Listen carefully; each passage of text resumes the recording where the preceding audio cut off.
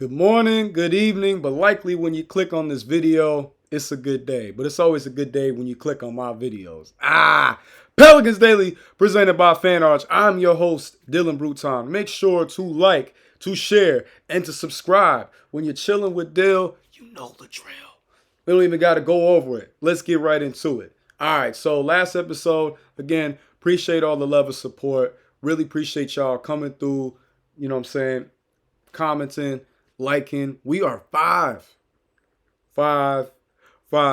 foot long. Any. We are 5 subs away from 1,000. Tell a friend, tell a friend. Let's keep it rolling. Let's keep it going. I'm loving the progress. Every time I check, it's another subscriber. It's another one. Another one. Another one. Another one. Another one, right? But just like Khaled, we the best over here. You know, I ain't hating on nobody. I'm not, I respect and salute anybody's grind, but we trying to build something a little different over here. Hey. So, just had to say all that. I appreciate y'all for giving me the flowers while I can still smell them. And it's only up from here, man. It's only up from here. But, yeah, let's get right into it. So, Pelican debrief. Yes. The one and only. The one that I bring up all so often. Chris Lambert, my guy, who, at the end of the day, it's all love, Chris. If you're watching these videos, it is all love. I do have a tremendous amount of respect for you. You be getting them articles out like it's nothing. You're a beast. I might not always agree, but as a man, you're not always going to agree with another man. That's just how it goes. But as long as I can respect you and you respect me, then that's all that matters. But he wrote an article about our guy, Grand Theft Alvarado, Mr. Houdini himself, Jose Alvarado. And he asked a question that it's a tough one. It's one that I don't want to say it's like the elephant in the room, but it's kind of like one of those where it's like you don't want to ask this question, but you have to. And the question he asked is, where does Jose fit into the grand scheme of this roster, right? We've got some big guards on our team. DeJounte, 6'5". Jordan Poole, 6'4". Jeremiah Fears, 6'4". Like, it just... And where does Jose fit? Now, me and Jose are the same height. 6 foot. Maybe a strong 5'11", but 6 foot. That's what my ID says. So we going with that. That's what... Nah. But yeah, somewhere in that range of like a strong 5'11", strong 5'11", 6 foot. That's so me and Jose the same height. Me and Jose nearly the same age. He's got a few months on me. He's 27. I'm 26, but both part of 98 gang. Herb as well. That's why I be going a little bit extra hard for them, because it's like, yo, we all could have been in school together. We all could have played ball growing up together. But Jose, with his height, is potentially a disadvantage, right? Jose is a good defender. He plays hard. He plays aggressive. He leaves his 110% out there on the court. But his height can potentially cause some issues, right? Size is everything in the NBA, because the NBA, the average height is like 6'5". Well, we're in the market for another 6'5" guard, potentially. Malcolm Brogdon. Malcolm Brogdon is a 2-time Six-Man Award winner, one with the Bucks and one with the Celtics. And he still plays at a high level. He's still a well-respected veteran, still a guy that, if need be, if you need him to go out there and be a bucket getter for you, he can. It's like Drew Holiday, where it's like, I'm choosing to be this glue guy. I don't have to, though. If need be, you need me to turn it up, I can. And it's always great to have a guy like that in your team. Always. Because it just, he adds for more depth and versatility, but then also the unpredictability of like, if you need me to go off, I'll go out there and do it. But he's better, in my opinion, as a complimentary piece than a focal point. And that's no diss to Malcolm Brogdon or Drew Holiday. Shout out to both of them brothers. But, they're not stars for a reason. But I think Brogdon is in the same lane of Drew, of like, he could get an all-star bid at some point of his career. It's not over. But yeah, so we might get Malcolm Brogdon. Malcolm Brogdon is a great shooter. He's a great passer. He's a great locker room guy. He's been in the league for 10 years. This will be his Sorry, this will be his 10th year. Yeah. So we already don't have much. We already don't have many veterans. He was in the same draft class as DeJounte too, 2016. Same class with Jaylen Brown, Jamal Murray, Domantas Sabonis, um, Pascal, Ben Simmons, Bi. It wasn't overall. It wasn't as bad of a draft class as I remember people like initially covering it. It's actually been a better draft class than the 2015 one, which I was super high on. I was very high on the 2014 and 2015 classes, and both of them were just I don't want to say disappointment, but it was just like, man, y'all could have been so much more. But injuries, man, injuries, wrong teams, these are all things that go into it. So you can't ignore, right? But what is working in Jose's favor is a guy by the name of TJ McConnell. Now, TJ McConnell had a great playoffs. He didn't just have a good playoffs. He had a great playoffs. He stepped up every time when called upon. That's what a backup point guard is supposed to do. That's what a veteran is supposed to do. TJ McConnell's been in the league since like 2014, 2015, but he had to really fight and claw his way up. But he's one of the most respected backup point guards in the business, in the game. And, Indiana might have been kind of wild to call as many offensive plays for him as they did in that Game 7. I can't lie. But he kept them afloat. He kept them up and going. So that works for someone like Jose, right? An undersized guard that can be a spark plug, that can be a distributor, that can be a hard-nosed defender. There's teams who are checking in for TJ McConnell. Why wouldn't they do that for Jose? Jose is faster. He's more athletic. TJ is a better shooter, and I would say his offensive game is a bit more polished, but defensive-wise, I'm giving it to Jose. So, pick your poison, pick your battle. But I don't want us to get rid of Jose. Again, me and Jose, like same age range, could have went to school together. Seems like a great guy. I've heard nothing but good things about him from people that I know that went to Georgia Tech. So I would hate to see him go. I would love for him to retire with us. He's just one of those kind of players. But it's a business. And sometimes they don't care about the emotions. They don't care about the connections, attachments. So, as a possibility. Now, the reason why I bring this up is because there's a possibility involving Herb as well. And I don't want to see Herb go. But I'm not in position to do that. I wasn't in position to not waive Antonio Reeves, and it still happens. So, but he is on the Summer League roster, so there's still hope. Hope is still alive. But this to me is a move that shows hope is not alive. So those doggone Atlanta Hawks, it's like we live in y'all head rent free. Like y'all worried about everything under the sun that we doing, and I get it. We blessed y'all. We blessed y'all with a first round pick for next year. Well, I mean, you got to keep worrying and harassing us. We ain't worried about y'all. I mean, we gave y'all Bryson Graham. So I feel like it's an equal trade. You got our guy, and we were able to get our guy this year in the draft in Derek Queen. So, but a trade that was proposed on Atlanta Hawks SI through Jackson Cardell and Rohan Raymond, and proposed in it, the Hawks would get Jose Alvarado.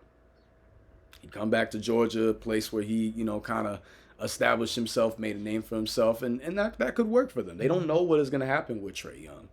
They're like over here trying to figure out, is he a guy that you can really win with, right? And I love Trae Young. Y'all have heard me speak quite often on Trae Young. I've even said no injuries, and that's him and like Jordan Poole are like players that I was very alike. And throw Rondo in because I was a pure point guard.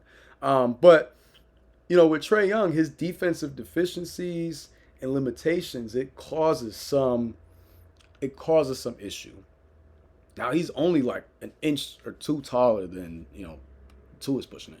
But he's only an inch taller than Jose. But he's not a defender like Jose. So where offensively Jose is not on the same caliber and level, Jose's a better defender. So again, pick your poison, pick your struggle.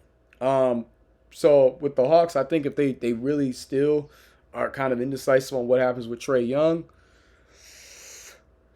That would be a move that would make sense. Now, there's a third team in this potential trade, the Orlando Magic. Orlando Magic, right? And they would get Herb. And for a team that has built their identity on defense, and they don't just play defense, they're trying to invoke that memory of the '04 Pistons. They're just trying to play that '90s style physical. You're gonna leave here with bumps and bruises, your shirt, your jersey tattered and scratched. Like we don't play around. You play around, you get laid down. That works for them. You throw him into there with Powell, with Franz Wagner, with Suggs, with now a guy like Jace Richardson, who I think is very underrated. That's a nice team. That's a very nice team. It's a very nice team. But do we pull the trigger? Because this next move that I'm about to read, this screams desperation. It screams it. It's like almost like you're embarrassed. So we would get an unprotected 2027 first round pick swap, which that sounds nice, right? More picks via Orlando. A 2029 second round pick via Atlanta. We would get a 2030 second round pick from Atlanta as well. So Atlanta, is giving us a lot here. Unprotected 2031 first round pick swap from Orlando. Unprotected 2032 first round pick swap. 22 shell and plastic. Why my handwriting stinks. Second round pick 2032. Yeah, second round pick. I don't know where the plastic came from. My bad, y'all.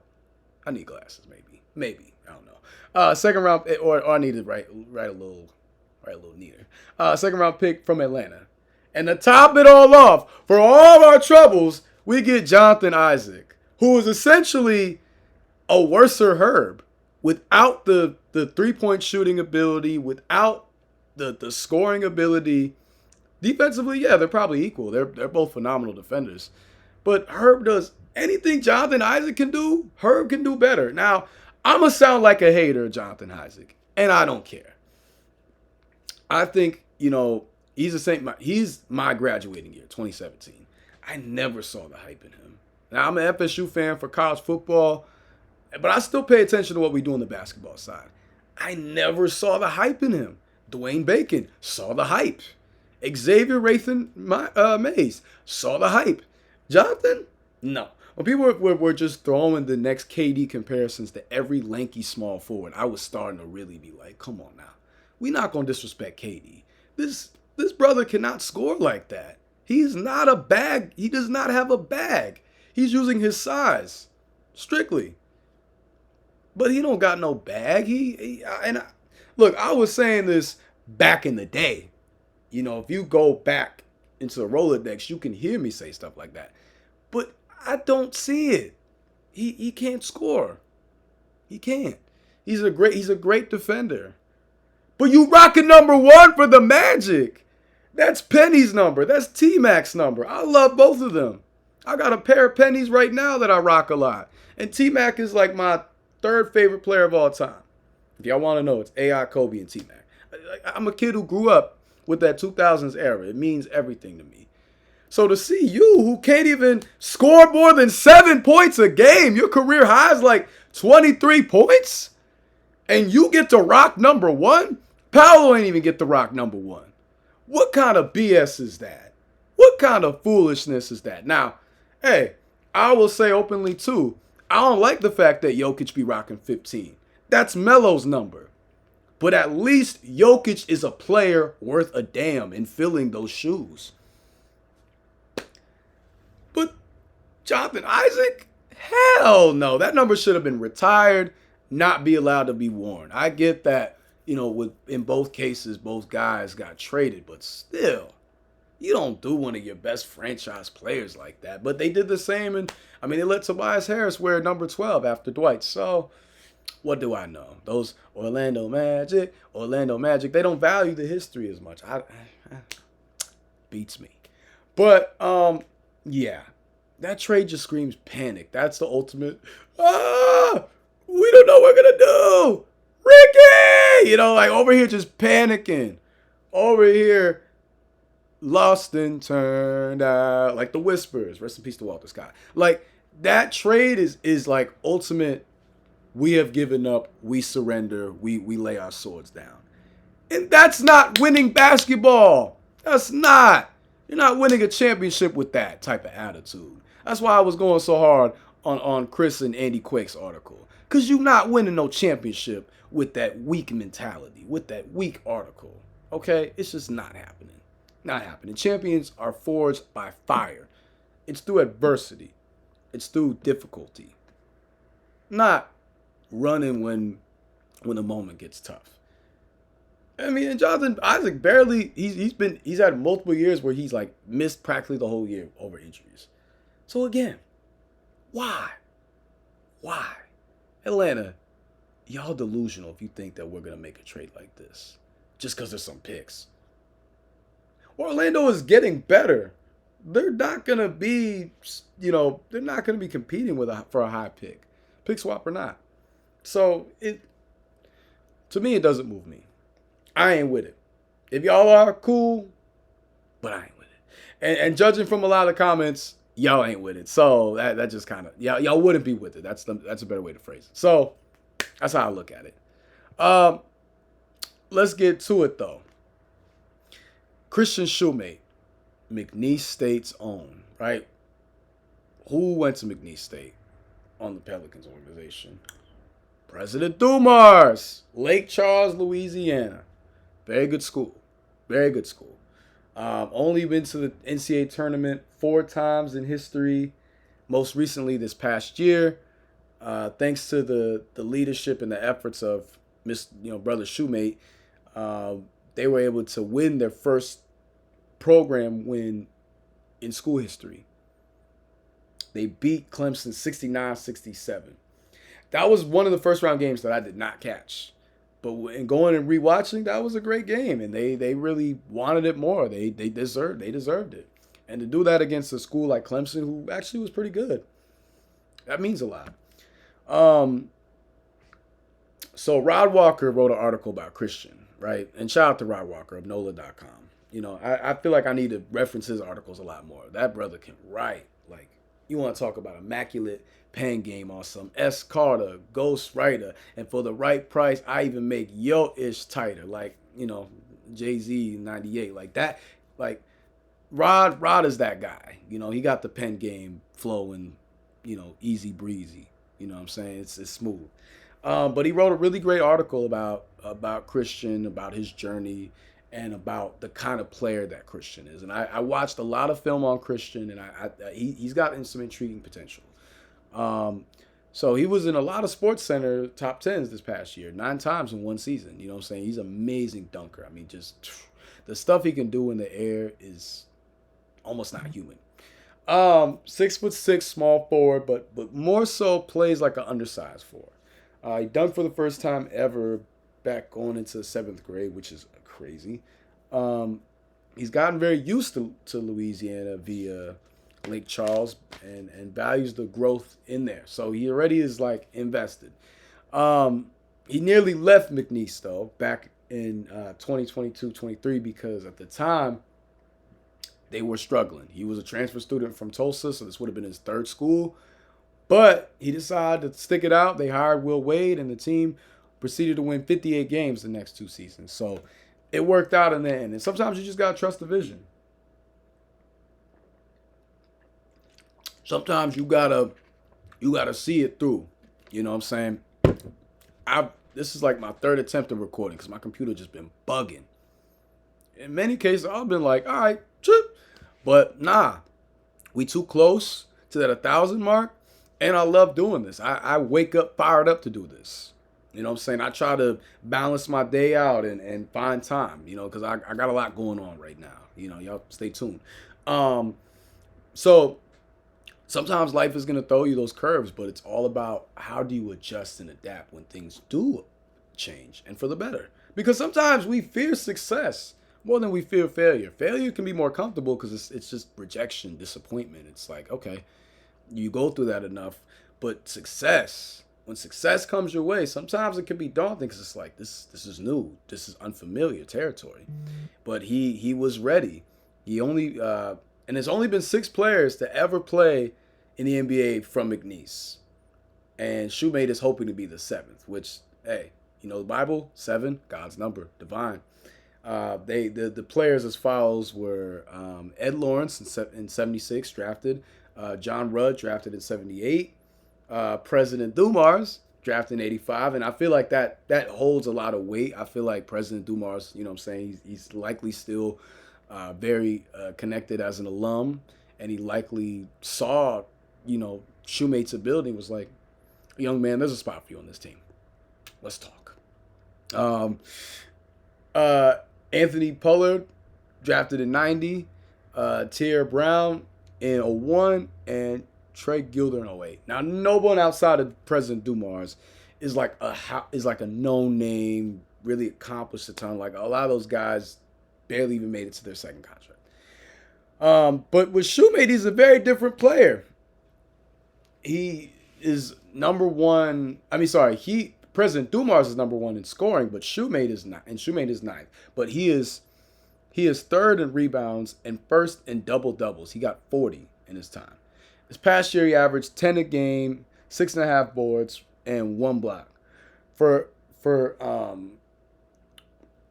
his season. And for his total collegiate career, and shot 62% from the field. Yeah, I was like, wait a minute, how did I structure that? For his collegiate career, he averaged roughly 12 a game, 8 boards, an assist on 56% from the field. He was named the Conference Defensive Player of the Year, first player in school history to hit 1,000 mark in points, rebounds, block shots, assists, and steals. I mean, this young man is versatile. He does a little bit of everything. And some people, are going to say, well, we don't need a jack of trades guy, a master of none. But it never hurts. It never hurts to have someone who can do a lot. Now, his biggest Achilles heel, Coach Brewer talked about this, is his shooting. His shooting definitely needs work. But he's also said, Christian these last few days has been sniping. He's been out there drilling threes. So that's an encouraging sign that a player, even before he steps on the summer league court, is going to go out and is producing in practice where it counts. And make no mistake, right, with this summer league coming up, there's going to be some tough cuts. But ultimately, the guys who do make the roster, I got faith in them because we ain't just playing fair, right? We trying to make moves. We're trying to change the tide of this franchise and organization. And a player like Christian can potentially be that as a cultural game setter. He could. He put up 13, 11, and 2 blocks on 68 field goals in that game versus Clemson. Very efficient guy. Doesn't need the ball much. Is able to impact the game in so many ways. So many ways. Can he make this roster? In short, I think so.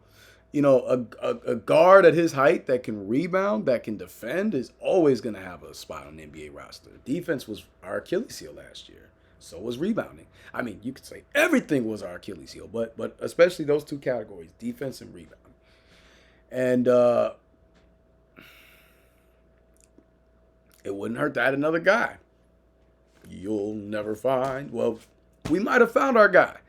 And he's a McNeese alum. So President Dumars is going to want to give him the best opportunity to succeed. Why wouldn't he? He's a fellow alum. I feel the same way anytime I run into people who I went to, from Clark or from Hampton.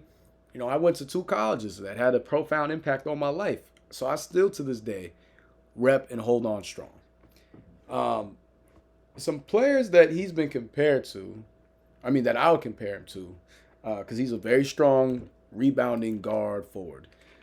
One, a raw Andre Iguodala. If you watch this young man dunk, it's insane the stuff he can do midair. It's insane. Like, get him to a dunk contest, at the very least. Number 2, similar height, but different position. But he reminds me of a very raw Shawn Marion as well, because Shawn Marion played the 4. Yes, he played the 3. Once they figured certain things out lineup wise, but there was plenty of times he was out there playing the 4 when Amari was at the 5 on those Suns teams. With Q Rich, Joe Johnson, Nash, Dial, Tim Thomas, Barbosa, Raja Bell. I mean, those teams should have won a finals. I'm sorry. That's why I like the whole love affair for D'Antoni. I never got, because he had some of the best teams. He couldn't do nothing with them.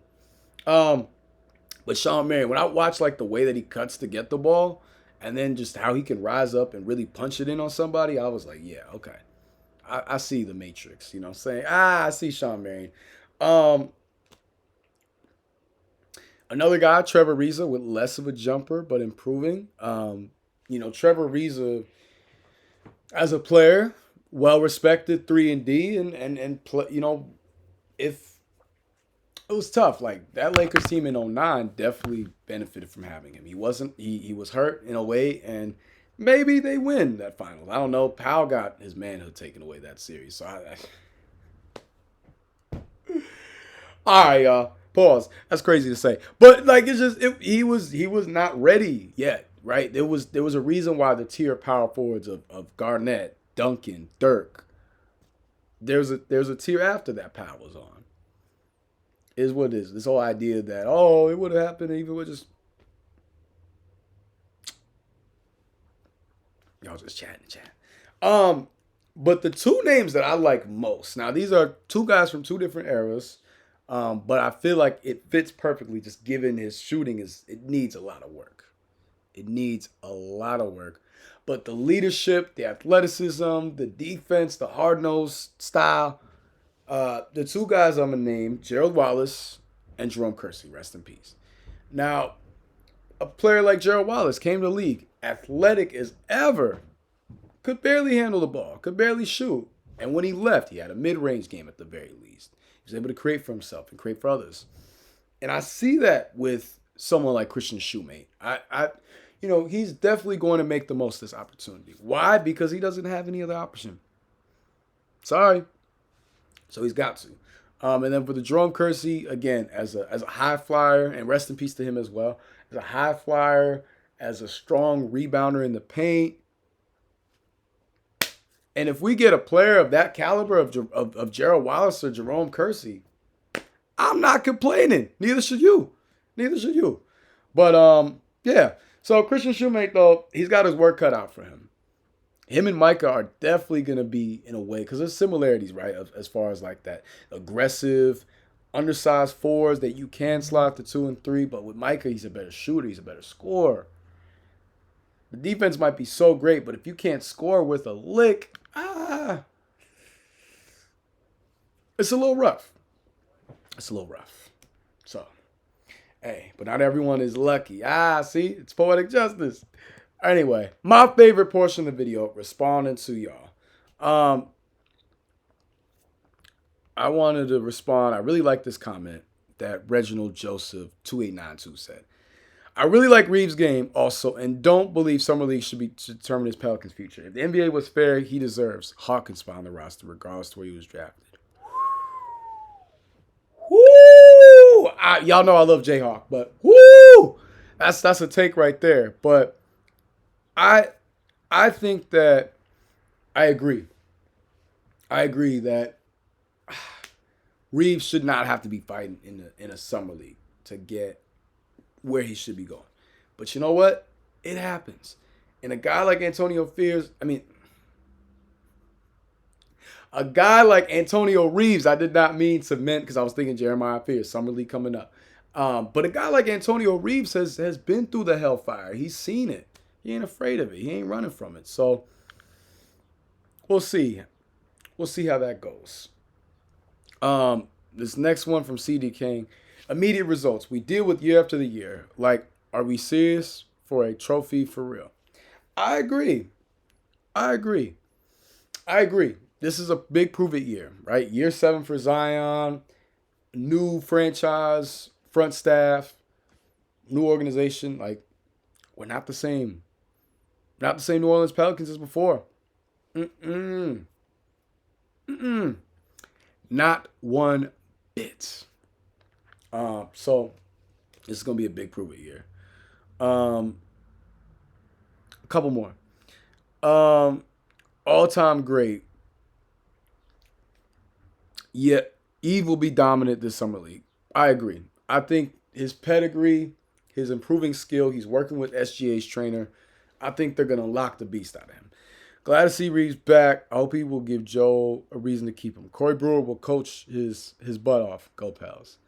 100%. I agree with you. I think that Eve is gonna be a problem in the summer league. I think he's gonna present a lot of defensive matchups for him because of how talented he is. But with Reeves, it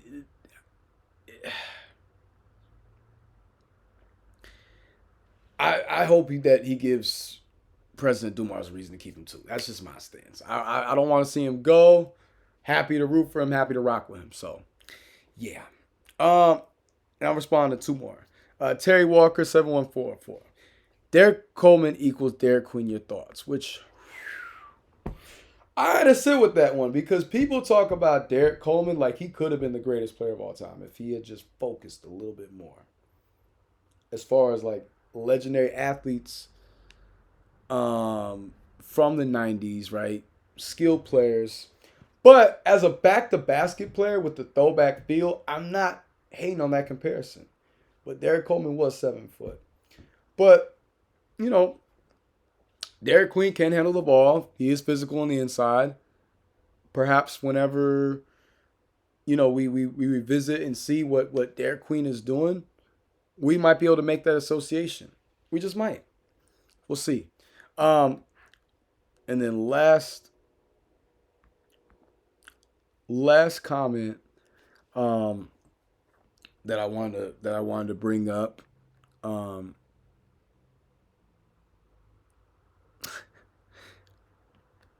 was gonna read that, but I was like, maybe not. But actually, you know what? I'll read it. I will read it. Oh my gosh, this comment section has been bugging. Where'd you go? Dude, what? Oh my gosh, this is.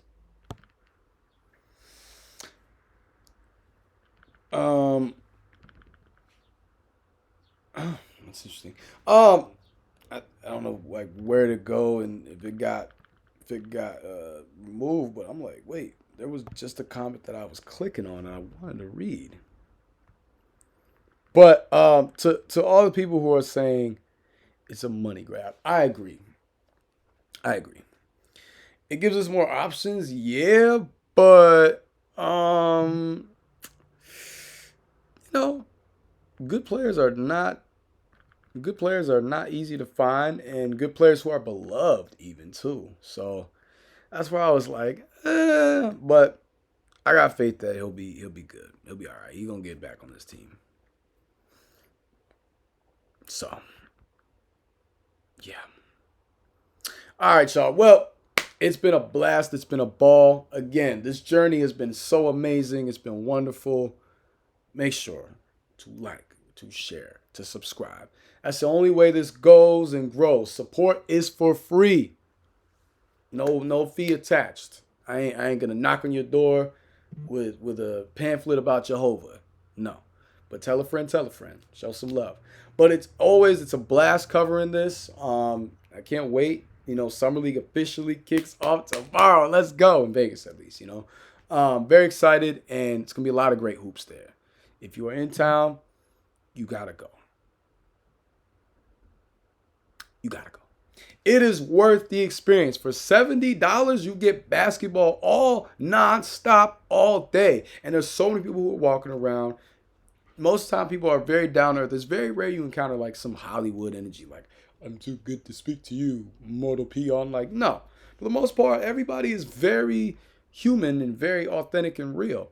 On the flip, too, you're around all that basketball all day long. So everyone's just nerding out collectively. Like, yo, bro, did you see what he just did there? Or in this game? Or yo, what do you think? Who's gonna win Rookie of the Year? Or who's gonna have a breakout year? You know, you're just surrounded by people who love the game, and you can't put a price on that. You cannot. So yeah, if you're in Vegas, definitely go, and I'll let y'all know if I end up going. We gonna see. We gonna see. But again, appreciate all the love and support. Appreciate the flowers. 5 subs away from 1K. You already know the deal. You already know the drill. Sorry. You already know the drill because you're hanging with Dill. As always, it is great to wrap it up and chop it up with you guys. I bid you farewell. I'm glad I could get this video out because my computer was bugging.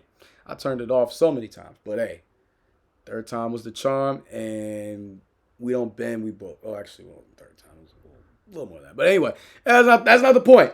But we don't bend or break here. Neither should y'all. Keep supporting those Pelicans out loud. A change is coming. Word to Sam Cook.